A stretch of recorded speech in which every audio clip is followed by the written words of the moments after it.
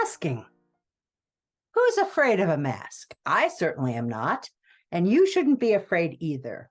Now, there are other masks that you can wear that might not be so protective. Let's look. I've always wanted to play Pinocchio, and It's a sliding trombone nose. Soo, soo, soo, soo, soo, soo. But don't go outside without your COVID mask. Oh dear, it's not working. I need a smaller nose.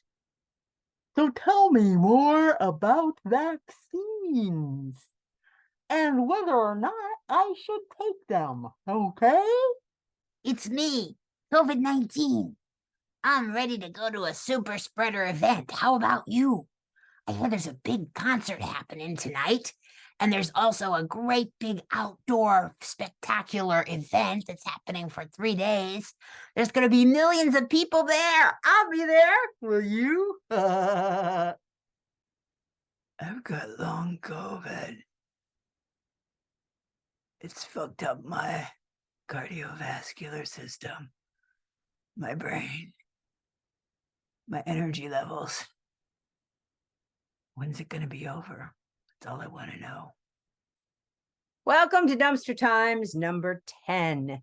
This issue is devoted to coronavirus, everybody's favorite virus to talk about. In fact, I bet most of you are clicking away at this very second. You're sick of it. You're fed up with it. You've had it. Or have you?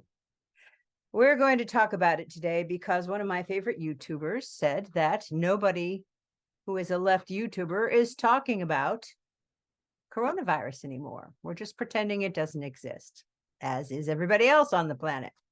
I am a nobody in terms of the leftist YouTube sphere. So I'm a nobody and I'm going to talk about it. Hopefully not for too long, but enough to let you know what's going on with coronavirus and my life and how it's affected me and what I'm doing about it. Because you know what? I can't make anybody else do anything. Everybody's decided on their own to pretend that coronavirus is no longer affecting their life until they get it. And then they have to decide, do I tell everyone and go through the routine, the prescribed routine to take care of myself? I get the Paxlovid and I settle down and I try not to spread it to the rest of my family. Is that how it goes? I don't know, because I have not had it. I am very privileged to be old and retired from everything, and I don't have to go anywhere. So I have things delivered to me. I stay in my house and I only go out and associate with people that I'm very trustful with. Ones that I know will not show up if they've been exposed or will wear a mask and are willing to meet outside at an outside cafe. So that's the only way I'll do it. And I only will do it after a vaccine for 2 months. And then I wait for the next vaccine. COVID came into my life when I was doing a play. Yes, I've spent the last 50 so years or more doing theater. Doing it passionately and exclusively pretty much for the past 50 years, but not anymore. I was doing a play and I was reading about COVID approaching, and we got in the first weekend. I was acting, you see. I hadn't acted in ages in a play with a script with lines that I had to memorize. It was Shakespeare. I was with college students. It was really exciting until I started reading about COVID while I was sitting in the dressing room waiting for my part to take place in the next act. And I started reading about how awful it would be to be in close quarters, that it spread through breathing and so forth. And I looked around our dressing room, which had 20 plus actors, men and women, both using the same dressing room, totally packed, sweating, spitting. Yes, that's what acting is. It's sweating and spitting. Not a good career choice for an aging person with lungs that are kind of shot, who just doesn't want to try it anymore. I mean, my ego is not into it. I don't need to be on that stage anymore. I don't need to be directing people. And sadly, to my friends out there who are still doing it, I don't need to be seeing it. I know. If you could tell me that your theater was completely revented with the best filters, that you were checking to make sure that everyone who entered had a vaccination, everyone was wearing a mask, and that our seating was not on top of each other, I might consider it. But is that the kind of theater memory I want to have? I'm sorry, I don't have the dedication anymore to do it. I just don't. So anyway, COVID, what's happening with it in Ohio? It's pretty mild right now, but everything's on the uptick. Hospitalizations are on the uptick. Deaths are on the uptick. People who are saying, oh, I've got a cold, summer cold. I've got, the sniffles. I've got hay fever. Hay fever. That's a great Kink song. Well, I don't have any of those things, and I don't plan on getting them. So that's what I'm doing. How can I get the rest of the world to wake up and be empathetic to people like me, and not just people like me? There are so many people, like everybody who is disabled is in some way immunocompromised, and we're expected to just do this on our own. I know all citizens are right now. Government has washed its hands. We can't get free tests anymore. The tests that we have might be out of date, but they might still work. Here's a hack for those old outdated tests. I don't have one personally, but look it up. Someone is offering one. COVID. It's happening in deer in Ohio. Yes, they did a big study on the deer in Ohio, and 1 in 10 has COVID, and many of those got their infections from humans, and humans are getting infections from deer. Hey, we're just one big happy animal family. So science is where it's at, baby. I read the science. There's a great This Week in Virology blog that has all of the latest stuff on every single virus around, updates, to-the-minute updates. I highly recommend it.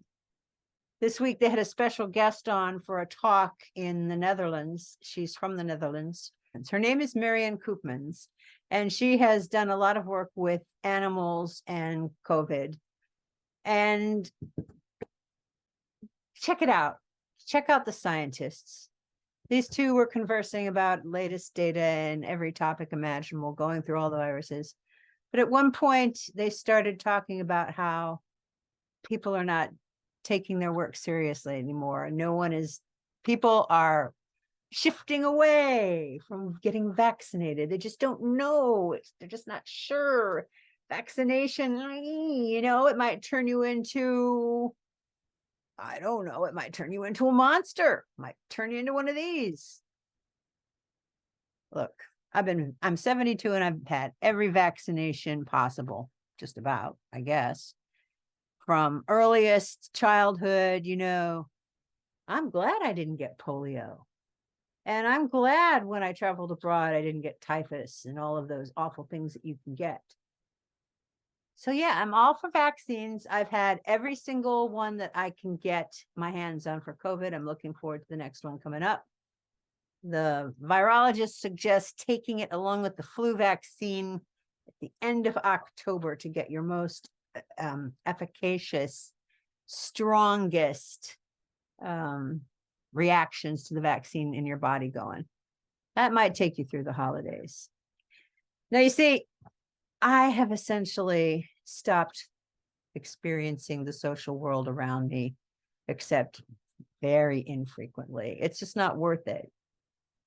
The virus is there. It can infect you. It can get into your lungs. If you're old, you're just really in deep trouble. And I don't have the time or the inclination to spend my elderly days in deep trouble in the hospital with a ventilator. It's just not on my list of things to do. So it's much better for me to stay at home and work on projects, which is what I've been doing. I've been working on my drawing. I've been working on reading. I've been working on the garden slowly. Right now, the garden is overgrown with all kinds of vines and things. I need to get out there and do something. Another scientist I have followed since the beginning of the pandemic is a man in Cleveland who works at a clinic. He's a virologist. And I'm not going to give his name over the internet because from the very beginning, he was hounded for giving information on how to protect yourself from COVID. And he was always like 3 weeks ahead of the information when the next wave was coming, how severe it was going to be. This guy was spot on. But all the deniers would just constantly flood him, and it was awful. From the very beginning, all these people who were deniers of reality, deniers of the truth, are they going to be the ones who destroy humanity as we know it? I do not know. But I do wonder, all these people who've had COVID now, I guess I'm in a very, very small minority. Let me know if you too, like me, are a person who, as far as you know, has not had COVID. We got to stick together because we got to be the cohort when they start testing everybody else. I don't want my brain to shrink. I need every little neuron going to keep me through the end years of life. And I'm not willing to have my brain shrink from this horrible disease.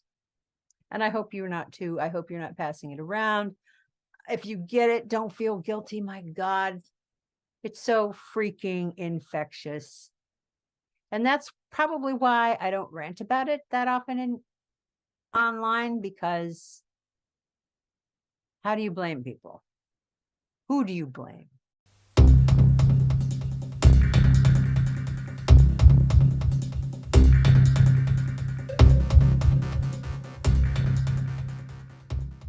It's the government, our leaders have said, oh, it's all on your shoulders now. So do what you have to do. Those of you with children, God help you if there is a God. There isn't, but you know, children are the biggest vector of this thing. So hope your school has a great filter system. Hope your school has a wonderful policy of making sure we're not exposed. Probably not anymore. See, I didn't want to make this video. I knew it would be depressing. How can I get out of this depressing mood? My dog, where's my dog? Even he's upset. He won't come see me because I yelled at him because he was barking during this video. All right, that's enough. That's all from Dumpster Times. I hope to do a better one another day.